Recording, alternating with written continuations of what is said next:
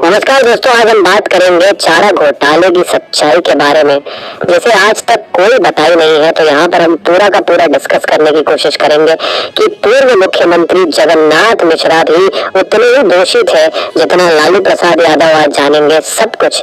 जब सरकारी खजाने से अवैध रूप से करोड़ों रुपए निकाले गए, तत्कालीन मुख्यमंत्री लालू प्रसाद यादव का नाम इसमें प्रमुखता से उभारा जाता है और बाद में उन्हें दोषी करार दिया जाता है। लेकिन क्या लालू वास्तव में ही दोषी थे या यह उनके खिलाफ एक राजनीतिक साजिश थी? यह सवाल आज भी कई लोगों के मन में बना हुआ है। तो आज आपको ले चलूंगा इस घोटाले की कहानी की गहराई में, जहां आप भी मेरे साथ छोड़कर इसकी तहकीकात कर सकते हैं। तो चलिए यात्रा आरंभ करते हैं। आप बताइएगा आपको क्या समझ में आया इस कहानी में। तो दोस्तों, लालू प्रसाद यादव का जन्म 11 जून 1948 को बिहार के गोपालगंज जिले के फुलवरिया गांव में किसान परिवार में होता है। उनका बचपन भी बहुत ज्यादा साधारण परिस्थिति में बीतता है। वे एक यादव परिवार से आते थे। उनके माता पिता कुंदन राय और मर्शिया देवी बहुत ही सज्जन और एक साधारण किसान थे और जीवन यापन के लिए उनके पास पर्याप्त खेती थी, जिस पर वो खेती बाड़ी करके अपना गुजारा करते थे। लालू प्रसाद यादव की शुरुआती एजुकेशन फुलवरिया और गोपालगंज के स्कूल में होती है। पढ़ाई में ये बहुत ज्यादा तेज थे और इसके अलावा ये हमेशा अपने दोस्तों के बीच में लीडर के तौर पर रहा करते थे। अगर स्कूल में किसी के साथ कुछ गलत होता या उसको दबाया जाता तो लालू जी हमेशा उनकी मदद करते थे। इस तरह अपने स्कूली दिनों से ही लालू तेज तरार और गलत के खिलाफ लड़ने वाले स्टूडेंट रहे। पर गांव में लिमिटेड रिसोर्सेज वजह से उन्हें कई दिक्कतों का सामना करना पड़ता है और वह बाद में पटना आ जाते हैं और पटना यूनिवर्सिटी से राजनीति विज्ञान यानी पॉलिटिकल साइंस और कानून यानी कि लॉ की पढ़ाई पूरी करते हैं, यानी वकालत। 1970 के दशक में जयप्रकाश नारायण के संपूर्ण क्रांति आंदोलन, जिसको जेपी आंदोलन के नाम से भी जाना जाता है, इसकी शुरुआत हो चुकी थी। इससे इंस्पायर होकर 2770 के दशक में लालू जी पटना विश्वविद्यालय के छात्र संघ के चुनाव में उतरते हैं और देखते ही देखते एक लोकप्रिय चर्चित छात्र नेता बन जाते हैं। वे गरीब छात्रों की मदद करते हैं और अपनी कमाल की नॉलेज और बातों से छात्रों का मन जीत लेते थे।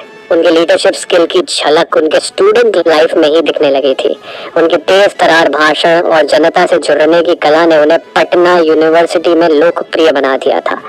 फिर आता है 1973 का साल और लालू प्रसाद यादव 1973 में पटना विश्वविद्यालय छात्र संघ का चुनाव लड़ते हैं और यूनिवर्सिटी के स्टूडेंट लालू जी के विजन और लीडरशिप से इंस्पायर होके उनके सपोर्ट में हो जाते हैं और लालू यादव बहुत ही प्रचंड जीत के साथ पटना यूनिवर्सिटी के अध्यक्ष बन जाते हैं। यह जीत उनके लिए ऐतिहासिक साबित होती है क्योंकि इस चुनाव में उन्होंने वामपंथ यानी लेफ्ट विंग और दक्षिणपंथी यानी राइट विंग दोनों ही गुटों को हराकर जीत हासिल की थी, क्योंकि लालू यादव ना तो वामपंथी थे और न ही दक्षिणपंथी। वे समाजवादी विचारधारा को मानने वाले इंसान थे, जिसका नेतृत्व राम मनोहर लोहिया और जयप्रकाश नारायण कर रहे थे। छात्र संघ चुनाव जीतने के बाद उन्होंने विश्वविद्यालय में छात्र हितों के मुद्दों को जोर शोर से उठाया। वे हॉस्टल फैसिलिटी, स्कॉलरशिप्स और एडमिनिस्ट्रेटिव रिफॉर्म्स के लिए लगातार संघर्ष करते रहे। इसके बाद आता है 1974 का समय। दोस्तों, 1974 में जयप्रकाश नारायण के नेतृत्व में संपूर्ण क्रांति आंदोलन की शुरुआत होती है, जिसमें लालू प्रसाद यादव खास भूमिका निभाते हैं। यह आंदोलन तत्कालीन इंदिरा गांधी सरकार के खिलाफ एक बहुत बड़ा विरोध था, जो करप्शन और लोकतंत्र के हनन के खिलाफ लड़ा जा रहा था। इस आंदोलन ने लालू प्रसाद यादव को और भी ज्यादा चर्चित बना दिया। वो जेपी के बहुत ही खासम खास बन गए, क्योंकि उनकी जो शैली थी लोगों को जोड़ने की, वो कमाल की थी। दोस्तों, लालू प्रसाद यादव को जेपी आंदोलन के दौरान कई बार जेल भी जाना पड़ता है, लेकिन इससे उनकी पॉपुलैरिटी और भी बढ़ जाती है।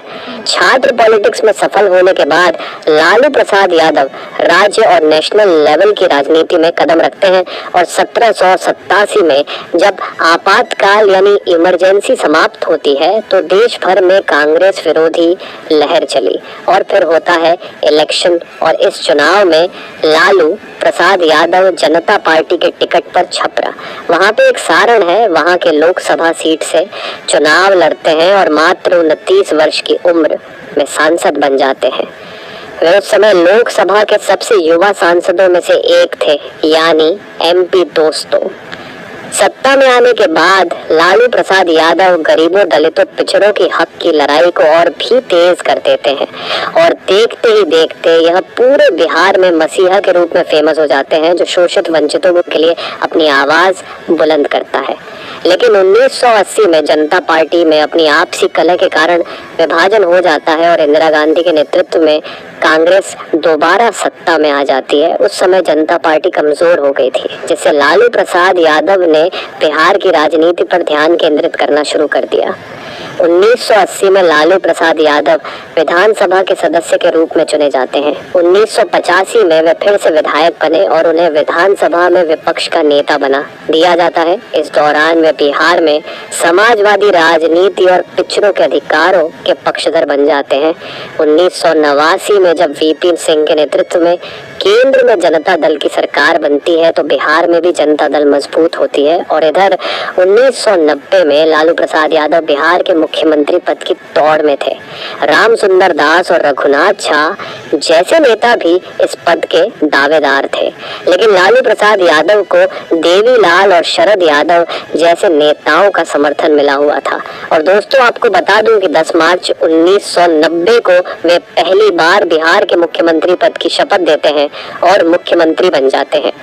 मुख्यमंत्री बनने के बाद उन्होंने महिलाओं, दलितों, गरीबों और पिछड़े वर्ग को आगे बढ़ाने पर जोर दिया, जो अब तक समाज में बहुत पीछे थे, जिनकी आवाज कभी उठाई नहीं गई थी, जिनको सिर्फ और सिर्फ वोट बैंक समझा जाता था। दोस्तों, मंडल आयोग और लालू प्रसाद यादव की भूमिका की बात करें तो मंडल आयोग की सिफारिशों को लागू करने में लालू प्रसाद यादव की महत्वपूर्ण भूमिका रही। 1990 में जब तत्कालीन प्रधानमंत्री विश्वनाथ प्रसाद सिंह ने अन्य पिछड़ा वर्ग यानी ओबीसी के लिए आरक्षण की घोषणा की, तब पूरे देश में इसका भारी विरोध हुआ, खासकर ऊंची जातियों के लोगों के द्वारा। लेकिन लालू प्रसाद यादव ने बिहार में इसे पूरी ताकत के साथ लागू किया और सामाजिक न्याय के पक्षधर बनकर उभरे।